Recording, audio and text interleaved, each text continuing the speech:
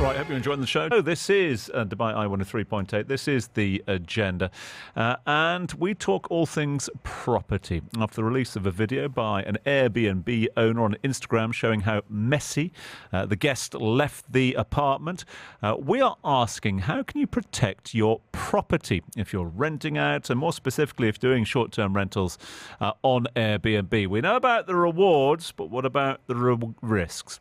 The original comment were by Bergthor Palschen on Instagram, who basically just posted a load of images and a very stark message saying, what a mess.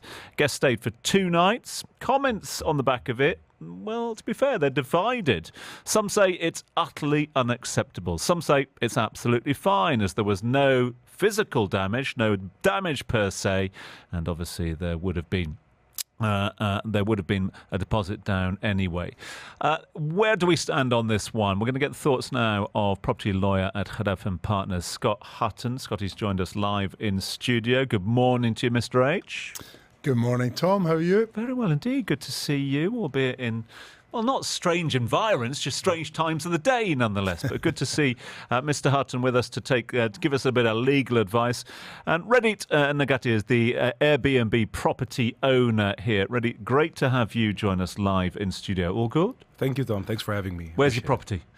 My properties? Yeah. All over Dubai and downtown mostly, though. All over. Downtown is your go-to at the moment, yeah? Exactly. Have you ever had similar problems? Yeah, so of course, we have hosted more than 10,000 guests over the last year and a half, so these things occur. But what you want to do is you want to see it in a bigger picture. Most guests behave perfectly fine, right? Yeah. So they use the apartment and they leave, and there's some things to be cleaned, but that's not a big issue, right?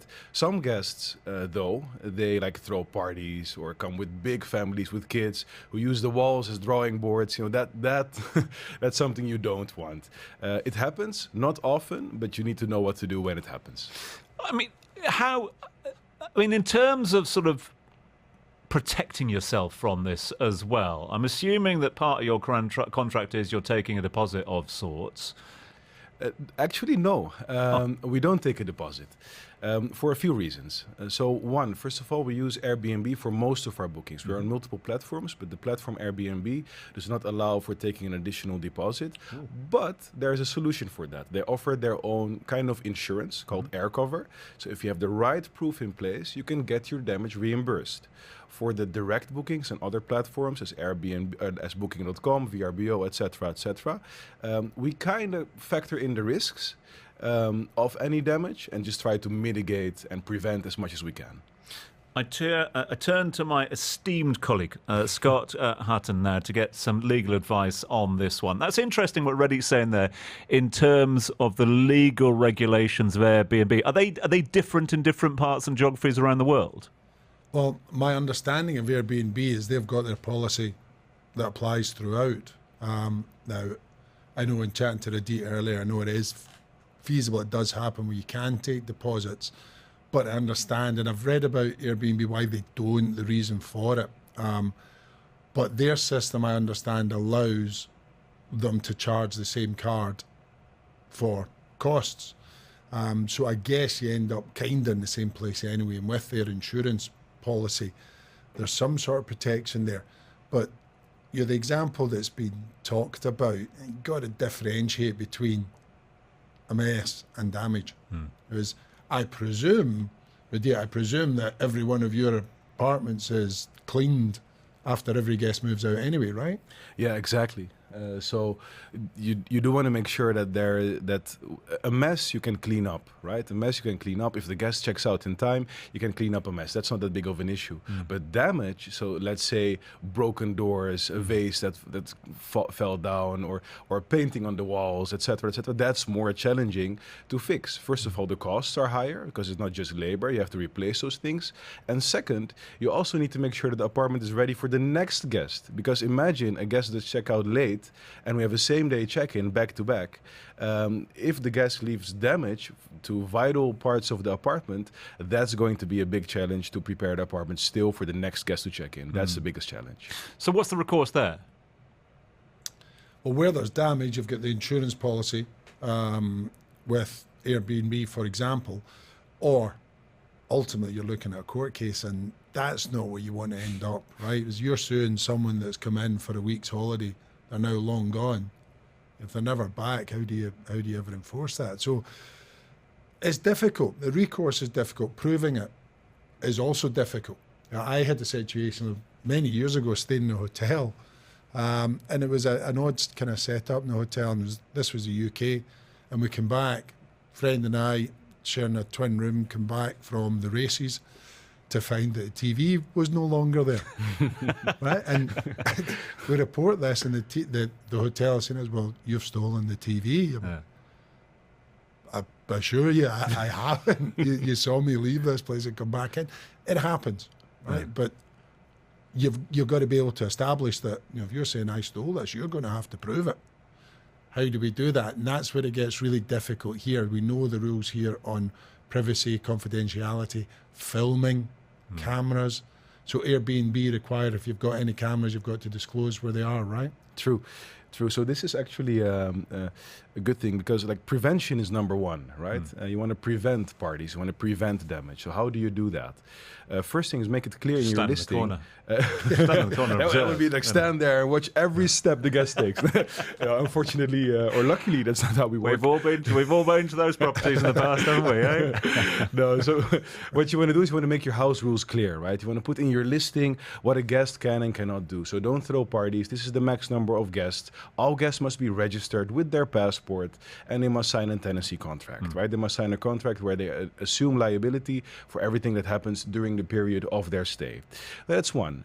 Second... And Radit, sorry to interrupt, do you have every guest sign that? No, the main guest signs it, but the main guest, also the one who pays, also assumes responsibility for the behavior of the other guests, right? So that's how we deal with like the tenancy contract, the contract at the start. Apart from that, we also have like noise monitoring devices in place. So that's allowed by Airbnb. We don't record any conversations or something, no, but we have a device in each unit that monitors how high the volume is. Like if there's a lot of people and they play loud music, so if it goes above 85 decibel, for example, my team gets notifications. And based on these notifications, we can solve or prevent a party from continuing. So if we know this by 11 p.m., if we like do something then, we at least are sure that they don't go on partying until 4 a.m. and break the whole place, right? So prevention is step one, and that's what I put emphasis on in my team as well. Interesting. You mentioned there you got over 40 properties here as well. So you've got a lot of plates spinning all the time as well. You also mentioned multiple platforms, Airbnb being one of those as well. True. On the whole, as a landlord, as a property owner, when you compare the platforms, do you get enough support from the platforms on the rare occasion that things do go wrong and you have to contact them? Is there a good support network? So depends per platform. Yep. And per person you contact, right? So I do have my own team in place in-house who deals with all these platforms, and they know exactly which number to call and to escalate to what type of person at these platforms. But usually, especially with a platform as Airbnb, they do help you out. As long as you have the right proof, the right invoices, receipt of payments you had to make to fix the damage, then you're good. Some other platforms, they actually like clearly state in their terms and conditions that they're not responsible. So yeah, I mean, they don't give any support then. It's all up to you. More from Scott, more from Radit in just a few moments' time. Loads of questions coming through on this one. We're talking to an owner, we're talking to a lawyer, we're getting your thoughts on all things short-term rentals, Airbnb and more. We have got a man who's got over 40 properties in his portfolio and rents out a number of them on short-term rental basis as well. Radit has stayed with us here on in terms of this discussion, and we've also got legal advice coming from the property lawyer at Khadaf & Partners, Scott Hottins. I mean, Scott, let's start with you, because in terms of, okay, let's say this does happen, and as a landlord, as an owner, you turn around there and say, that is unacceptable, I've got to take the next step.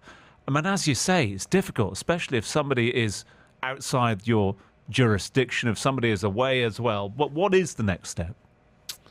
Well, the next step is potentially is a criminal damage.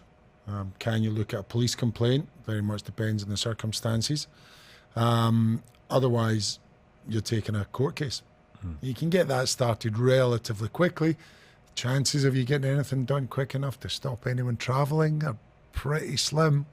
So you're then in the pay your money, take your chances position. And the only guaranteed winner is a lawyer, right? Which no one ever wants. But what else have you got? You know, if we've waived the deposit, there's not a great deal we can do there. We've got the Airbnb insurance policy, which I think is probably going to be your best and quickest solution rather than taking an action through court. And that's not to discourage anyone in taking court action. If you have a legitimate claim, yeah, you're entitled to enforce it. But you can't recover twice. Right? You can't recover in court and from the insurers. The insurer may want to take the case to give them some sort of support, because they generally have a right of subrogation, meaning if you get paid out by the insurer can then take the action against the culprit, as it were, to recover their money. Radeep, is this the worst thing about being a short-term rental, an Airbnb and other platforms do exist, owner of properties like this, or are there other challenges? Well, there are quite a few challenges. At the end of the day, it's still profitable, so you take the decision to do it.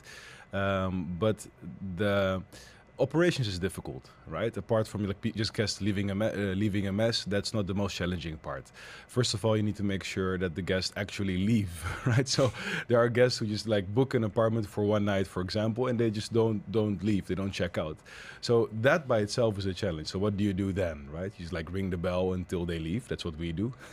That's one thing. You need to have your operations properly in place, your team, the listings, the marketing, the pricing and supply and demand. You need to factor that into your pricing. You need to the competition is huge, and because the competition is huge in Dubai, there are more than 30,000 Airbnb listings in Dubai only, which is good. Competition is a good thing for the guest, but for the hosts, you must make sure that you continuously improve your own services and stand out from the competition to make sure you make money. Because if you don't do it the right way, long-term leasing would be more profitable for a landlord than short-term.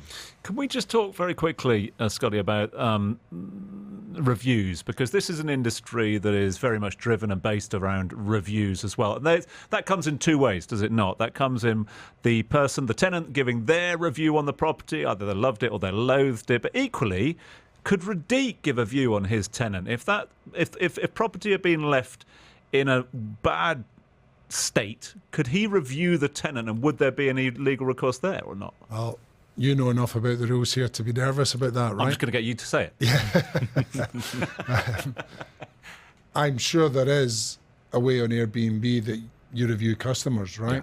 Yeah. Now, whether it's amongst owners and names aren't shared, is the rules here are such that I can never put anything writing about either of you guys and send that to someone else. For example, it's the same point as the cameras. Right? You got cameras that someone has consented to. Taking or having the image is not necessarily the offence, it's sharing that image. You know, we saw people being prosecuted, taking a picture of someone on the phone in their car, sharing that with the police, and then posting that on social media. Yeah, the police will take action, but they're also taking action against you for the breach of the confidentiality rules there. So you'd have to be very, very careful at anything publicised here about tenants. And negative reviews, you can have a negative review, but you cannot defame anyone, say anything negative about an individual. Radeep, your policy? So I know about the rules in Dubai. You want to be very careful, like reviewing an individual especially. So we just don't leave bad reviews about guests. I don't take the risks. So I mean, it's a fine line, right? When are you like doing the right thing to inform other hosts, and when are you like not adhering to the law? So we just don't leave bad reviews. We leave good reviews for good guests. Bad guests, we just like don't accept anymore in the future, and we don't leave a review just to don't take any unnecessary risks. Finally, I mean, we often hear the bad stories, and everyone wants to know from you, Radit, what's the worst thing people have done? What's the most disgusting thing you found there? And blah, blah, blah. And you talked about writing on the walls and all that. But what about the good things? I mean, do tenants ever do nice things when they leave? Yeah, of course they do. I mean, indeed, we're talking about the negative things, but most guests are really nice, right? They just come for a holiday. They're very thankful if they find the right apartment. If you give the good service, they are going to be smiling and happy and thankful for that. They strip the beds, leave flowers. They do. Oh, really? They honestly do. I kid you not. So there are guests who actually clean the apartment before they leave. Don't just like remove their mess. So actually clean it, like with with detergent and stuff. So it's like impressive. They leave tips for the cleaning team. Whenever the cleaning team comes for an in-house cleaning during their stay, they buy them lunch. And the best thing they can do for us actually is leave a good review. Leave a good review about us and refer us to their friends and family. And that's the best thing that they do for us. And the better your service is, it's really true to what I believe in. The more you give, the more you try your best, the more will come back to you. And that's the same thing for behavior of guests. There's always guests who behave badly, but most of them will do well. And if you try to do your best for them, you get the favor will be returned. Scott, do you concur? Absolutely, I love that. Just be a good person, and generally it comes back to you. Yeah. You're going to get some pain along the way, and there are people out there. But I genuinely believe that most people are intrinsically good people. Well, in the spirit of goodness and giving goodness, and I'm being wrapped up in it, you've been good to us by tackling the traffic in Dubai and coming and giving your time today live on air. So time for a shout out. Scott, if anyone wants legal advice, Hadif and Partners, is that right? Hadif and Partners, yep, absolutely. Full service firm. I want to say, in certain departments, we're the biggest firm in the UAE. You can say it. You can say it. You just did, in fact. I did, but I don't want competitors complaining to you about me. Get in touch with Hadif, obviously via the website, via their socials more. And Radit, how do people get in touch with you and your portfolio? So I teach people how to set up and run the Airbnb business, so navigate these challenges like we discussed today, more in depth with more tangible tactics. And they can find me on Instagram, BNB in Dubai. And follow me on Instagram, BNB in Dubai. Send me a DM, and you might be able to join our community. I have a community of over 150 hosts in Dubai, and we help each other out and make sure that we all are aware of the latest rules, regulations, but also strategies to make sure that we have a profitable Airbnb business. Love it. Enjoy BNB in Dubai. BNB Dubai. Well, enjoy the busy season, the silly season, as many people might call it, but we'll all take that silly season at the moment. A big thanks to Scott and, of course, Radit for joining us live here on The Agenda. We take a breather. Your ARN News.